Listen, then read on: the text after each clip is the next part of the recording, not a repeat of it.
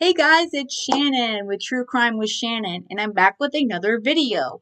But before we get into today's topic, if you do me a quick favor, if you'd hit that like button, that little thumbs up there for me if you like the content, I really appreciate it. And also, if you haven't subscribed yet, what are you waiting for? I really do love and appreciate every single one of my subscribers. And if you're a new subscriber, welcome to the channel. I hope you're enjoying it.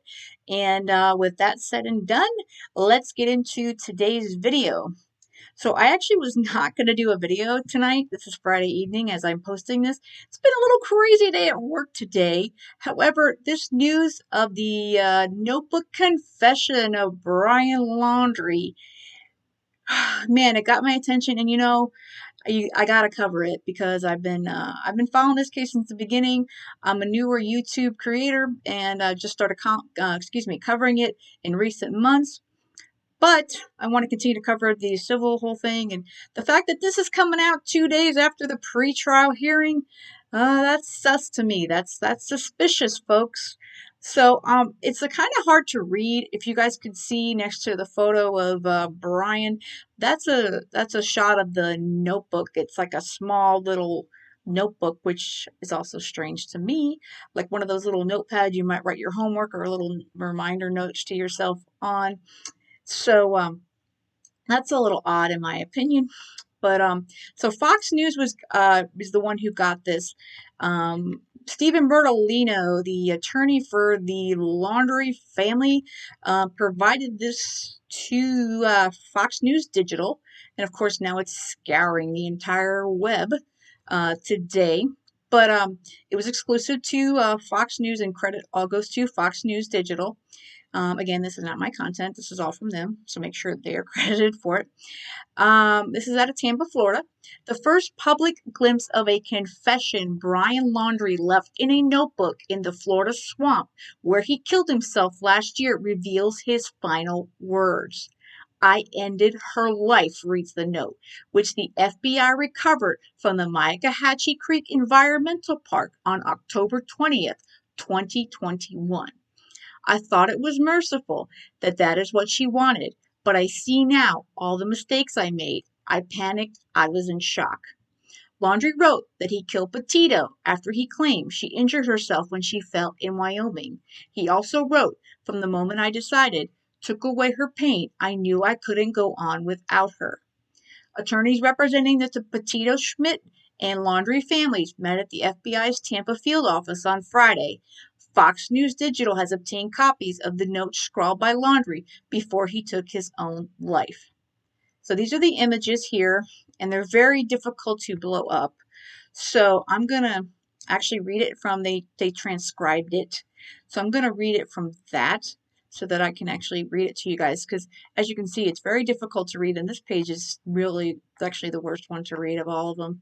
So let me read what the 8 pages has to say. Gabby, I wish I was right at your side. I wish I could be talking to you right now. I'd be going through every memory we've made, getting even more excited for the future. I can't live without you. I've lost every day we could have spent together, every holiday. I'll never get to play with unintelligible again, never go hiking with TJ. I loved you more than anything. I can't bear to look at our photos, to recall great times because it is why I cannot go on. When I close my eyes, I will think of laying on the roof of the van, falling asleep to the sight of a meteor shower at the Crystal Geyser. I will always love you. If you were reading Gab's journal, looking at the photos from our life together, flipping through old cards, you wouldn't want to live a day without her. Knowing that every day you wake up without her, you wouldn't want to wake up. I'm sorry to everyone this will affect. Gabby was the love of my life, but I know adored by many. I'm so very sorry to see her I'm so very sorry to her family because I love them. I consider her younger siblings my best of friends. I'm sorry to my family. This is a shock to them as well as a terrible grief. Now, grief is actually spelled wrong there as well. They loved as much, if not more, than me. a new daughter to my mother, an aunt to my nephews. Please do not make this harder for them. This occurred as an unexpected tragedy. Rushing back to our car, trying to cross the streams of Spread Creek before it got too dark to see, too cold. I heard a splash and a scream. I could barely see. I couldn't find her for a moment. I shouted her name. I found her breathing heavily, gasping my name. She was freezing cold. We had just come from the blazing hot national parks in Utah. The temperature had dropped to freezing and she was soaking wet. I carried her as far as I could down the stream towards the car, stumbling, exhausted and shocked when my knees buckled and knew I couldn't safely carry her.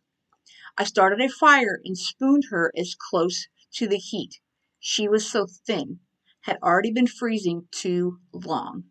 I couldn't at the time realize that I should have started a fire first, but I wanted her out of the cold back to the car. From where I started the fire, I had no idea how far the car might be, only knew it was across the creek. When I pulled Gabby out of the water, she couldn't tell me what hurt. She had a small bump on her forehead that eventually got larger. Her feet hurt, her wrist hurt, but she was freezing, shaking violently. While carrying her, she continually made sounds of pain. Laying next to her, she said, lapsing between violent shakes, gasping in pain, begging for an end to the pain. She would fall asleep, and I would shake her awake, fearing she should close her eyes. She shouldn't close her eyes if she had a concussion. She would wake in pain, start the whole process painful, She would wake in pain, start the whole painful cycle again, while furious that I was the one waking her. She wouldn't let me try to cross the creek, thought like me that this fire would go out in her sleep and she'd freeze. I don't know the extent of Gabby's injuries, only that she was in extreme pain. I ended her life. I thought it was merciful. That is what she wanted. But I see now all the mistakes I made. I panicked. I was in shock. But from the moment I decided, took away her pain, I knew I couldn't go on without her. I rushed home to spend any time I had left with my family. I wanted to drive north and let James or TJ kill me, but I wouldn't want them to spend time in jail over my mistake, even though I'm sure they would have liked to. I am ending my life not because of fear of punishment, but rather because I can't stand to live another day without her. I've lost out on a whole future together, every moment we could have cherished. I'm sorry to everyone's loss. Please do not make life harder for my family. They lost a son and a daughter. The most wonderful girl in the world. Gabby, I'm sorry. I have killed myself by this creek in the hopes that animals may tear me apart, that it may make some of her family happy. Please pick up all of my things. Gabby hated people who litter. So that is the supposed letter, the confession from Brian Laundrie that we are supposed to believe is from Brian. Again, I don't know. I'm very suspicious of it, to be honest with you. I don't I don't believe it's from her at all. I mean, from him, at all. Um, but that's my suspicions, and if it is, I don't believe his story. Again, that's my opinion on it. I would love to see a handwriting analysis of this letter to prove to us that this is Brian. But even if it is Brian, you know, I don't know, the story of her tripping in the creek and getting hurt so bad, and then he kills her out of mercy. I mean, what is she, like a wild animal? I mean, you couldn't have gotten help from a park ranger or someone. And I don't believe that creek was so far away from their van. If their van was parked where the YouTuber bloggers had discovered her uh, her van later on in their video that they were not aware of. And from what Brian Ensign states, he was there at this location previously, and again, he does say that creek is pretty close, and also that he had cell phone service out there, so Brian Laundrie couldn't have called, gotten the phone and called 911, called somebody for help if Gabby was legitimately seriously hurt. I just find that hard to believe, and to me, it's completely suspicious. I don't believe the story at all, and I do think that if this was written by Brian, that maybe it was written at Fort DeSoto. That's my thought on it. Again, that's my feeling. You guys need to come to your own conclusions, and that's obviously the not the truth. We don't know. This was released by the attorney for the Laundrie family, and they're claiming that it's real. I don't know what the FBI has to say because they are not the ones that released it. So I don't know if they'll make a comment on it. That I don't know because I believe the case is closed on a criminal level. Although I could be wrong. But at this point, this whole timing of this, 2 days after the pretrial hearing, the story that is supposedly in these 8 pages, this tiny little notebook, super suspicious in my opinion. I'm not buying it.